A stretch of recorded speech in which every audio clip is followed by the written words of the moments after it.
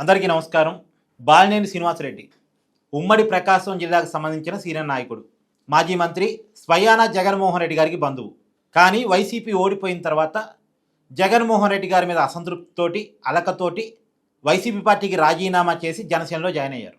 YCP ఓడిపోయిన తర్వాత ఆ పార్టీకి రాజీనామా చేసిన పెద్ద నాయకుల్లో బాలినేని శ్రీనివాసరెడ్డి గారు ఒకళ్ళు.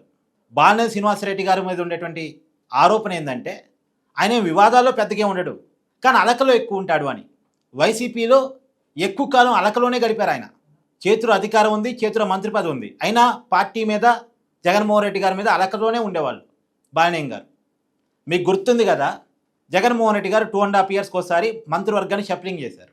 షఫ్లింగ్ చేస్తే సెకండ్ టైం మంత్రివర్గంలో బాలినేని శ్రీనివాసరెడ్డి గారి పేరు లేదు, అడిగారు. తర్వాత ఇంకొకసారి పార్టీలో నాకు ప్రయారిటీ ఇవ్వట్లేదని ఇంకోసారి అడిగారు.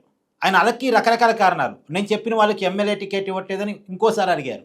అడిగిన ప్రతిసారి పార్టీలో ఉన్న సీనియర్ నాయకులు వెళ్ళటం, బాలినేని గారిని బుజ్జగించడం, జగన్మోహన్ రెడ్డి గారిని కల్పించడం, జగన్మోహన్ రెడ్డి గారు ఏదో చెప్పటం, మళ్ళా ఓకే ఇంకా అలకేం లేదు, నేను రియాక్టివ్ అవుతున్నానని చెప్పటం, మళ్ళీ ఒక 3 నెలల తర్వాత మళ్ళీ ఇంకేదో విషయంలో అలగటం.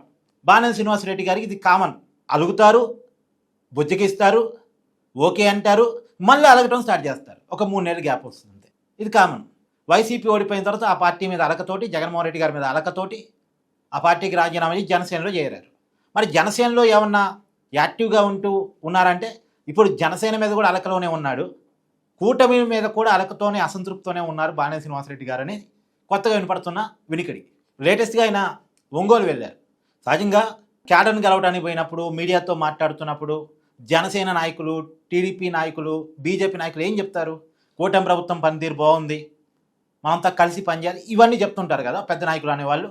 కానీ రివర్స్లో బాలినేని శ్రీనివాసరెడ్డి గారు టీడీపీ ఎమ్మెల్యేని టార్గెట్ చేశారు. మామూలుగా జనసేన నాయకుడు వైసీపీని టార్గెట్ చేయాలి, వైసీపీ నాయకుల్ని టార్గెట్ చేయాలి, కానీ బాలినేని శ్రీనివాసరెడ్డి గారు టీడీపీ ఎమ్మెల్యేని టార్గెట్ చేశారు. అంటే టీడీపీ ఎమ్మెల్యేని టార్గెట్ చేయడానికి ఒక కారణం ఉందిలేండి. మరి ఇప్పుడు టీడీపీ ఎమ్మెల్యేగా ఉన్నటువంటి దామచల జనార్దన్ ఎవరైతే ఉన్నారో అతను బాలినేని శ్రీనివాసరెడ్డి మీద గెలిచిన వ్యక్తే. 2024 సార్వత్రిక ఎన్నికల్లో వైసీపీ ఎమ్మెల్యే అభ్యర్థిగా బాలినేని శ్రీనివాసరెడ్డి గారు, టీడీపీ అభ్యర్థిగా దామచల జనార్దన్ గారు ఉన్నారు. కూటమి గెలిచింది, టీడీపీ గెలిచింది, దామచల జనార్దన్ ఎమ్మెల్యే అయ్యారు, బాలినేని శ్రీనివాసరెడ్డి ఓడిపోయారు. ఓడిపోయిన తర్వాత ఆయన జనసేనలో జాయిన్ అయ్యారు. జనసేనలో జాయిన్ అయిన తర్వాత ఎమ్మెల్యేతో సఖ్యతగా ఉండాలి కదా, టీడీపీ నాయకత్వంతో కలుపుకొని వెళ్ళాలి కదా, అది లేదు. ఆయన దామచల జనార్దన్ గారిని పర్సనల్గా తీసుకున్నారు, పర్సనల్గా వ్యక్తిగత శత్రువుగా భావిస్తున్నారు. అందుకే నేను చూడండి, ఒంగోలు పోయినప్పుడు ఛాలెంజ్లు విసిరారు, ఎమ్మెల్యే మీద సవాలు విసిరారు. నీ సంగతి చూస్తా, నీ గురించి అన్నీ తెలుసు, అన్నీ బయట పెడతా, ఇలా రకరకాలుగా మాట్లాడారు. మామూలుగా కూటమిలోనే ఉండి, జనసేన నాయకుడిగా ఉండి టీడీపీ ఎమ్మెల్యే మీద ఎలా మాట్లాడతారు? అది కూటమి ధర్మం కాదు కదా. పవన్ కళ్యాణ్ గారు దీన్ని యాక్సెప్ట్ చేయరు. మామూలుగా పవన్ కళ్యాణ్ గారు, చంద్రబాబు నాయుడు గారు ఏం చెప్తున్నారు? మేము కలిసి ఉన్నాం, కలిసే ఉంటాం, ఇంకొక 15 సంవత్సరాలు కలిసే నడుస్తామని చెప్తున్నారు. మరి అలాంటి సమయంలో ఒక జనసేన ముఖ్యమైన నాయకుడిగా ఉండి, ఒక మాజీ మంత్రి స్థాయి నీకుండి టీడీపీ ఎమ్మెల్యేని ఎలా టార్గెట్ చేస్తామనేది పాయింట్అవుట్ చేస్తారుగా. అలా మాట్లాడకూడదుగా. మరి ఏదైనా ఉంటే ఇంటర్నల్ పార్టీలో కంప్లైంట్ చేసుకోవాలి. నన్ను టీడీపీ ఎమ్మెల్యే ఇబ్బంది పెడుతున్నాడు, నా క్యాడర్ని ఇబ్బంది పెడుతున్నాడు అని ఏదైనా జనసేన పార్టీలో చెప్పుకోవాలి, కానీ ఓపెన్ స్టేట్మెంట్ ఇవ్వకూడదు కదా. అంటే దాని వెనకాల ఉన్న కారణం ఏంటంటే ఆయన జనసేన మీద కూడా అసంతృప్తితో ఉన్నారు, తిరిగి వైసీపీలోకి వెళ్ళే ఆలోచనతో ఉన్నారు.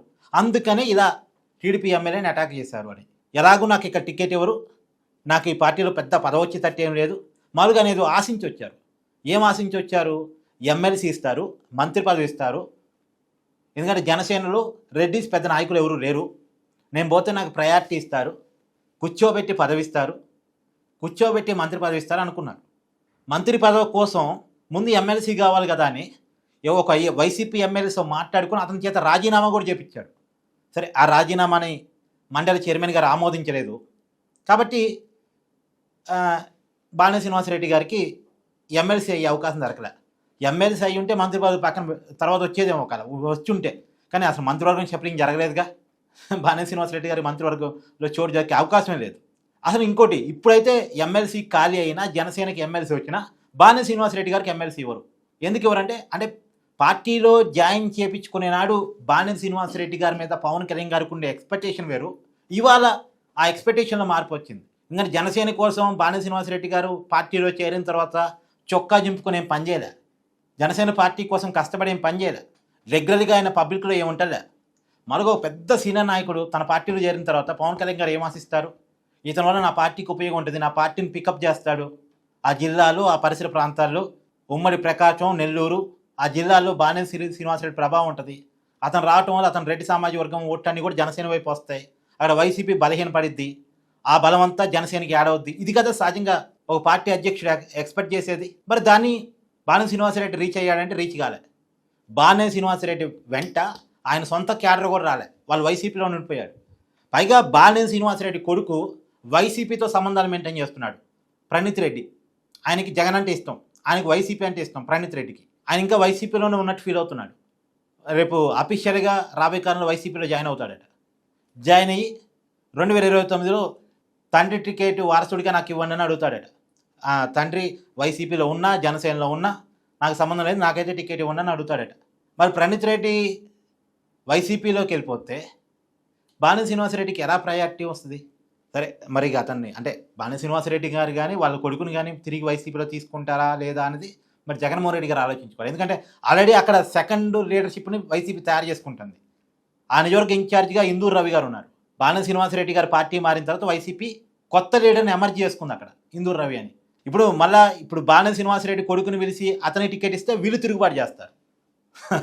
ఉమ్మడి ప్రకాశం జిల్లా రాజకీయాలు ఇది ఒక ఆసక్తికరమైన విషయం. ఇప్పుడు జనసేనలోకి వచ్చాడు, ఇక్కడ ప్రయారిటీ దొరకలే.